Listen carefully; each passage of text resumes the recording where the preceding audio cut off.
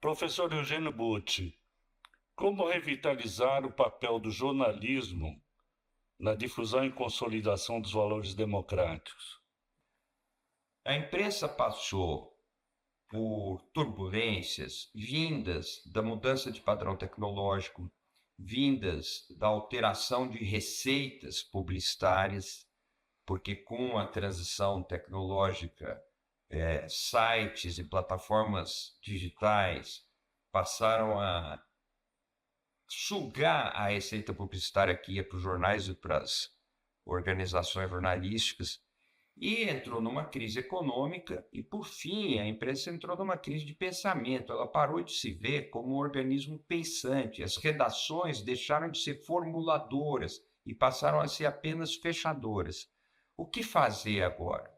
A imprensa precisa reencontrar os seus vínculos com a sociedade democrática, precisa investigar o poder, precisa se apoiar em esteios mais permanentes, como, por exemplo, as emissoras públicas, que são um pilar das democracias no Reino Unido, na Alemanha, na Suíça e em outros países, e com isso recosturar, reaproximar a sua vitalidade da vitalidade da democracia.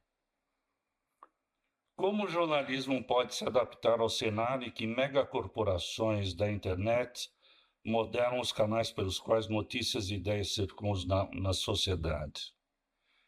Isso é um panorama totalmente inédito na sociedade. Nós temos as big techs, essas grandes corporações de que você fala, que eu prefiro chamar de conglomerados monopolistas globais, porque uma única organização, às vezes de um único dono, detém o fluxo de comunicação e de informação em boa parte do planeta. E essas grandes corporações, esses conglomerados, não observam a ética jornalística. Eles não têm nenhuma relação com a ética jornalística. Eles empregam os chamados algoritmos, eles turbinam, potencializam fluxos de conteúdos, não têm resistência ao sensacionalismo e mesmo às mentiras, e isso modifica a maneira como a sociedade e as pessoas coletivamente percebem a realidade. As pessoas percebem a realidade muitas vezes como se fosse parte de um entretenimento. Isso leva a uma exacerbação de uma tendência já conhecida, que é usar a emoção para tomar deliberações de natureza pública. Isso abriu caminho para o populismo na sua forma recente, abriu caminho para as autocracias, e isso coloca um grande risco para a democracia. Evidentemente, isso acabou pressionando, acabou isolando as instituições de imprensa, que precisam se redefinir e buscar caminhos de superação. E é o que nós estamos vendo hoje. Devido à pressão por um imediatismo permanente, o jornalismo digital não estaria instituindo um padrão precário de linguagem e apuração dos fatos, tornando o leitor um verificador constante da informação?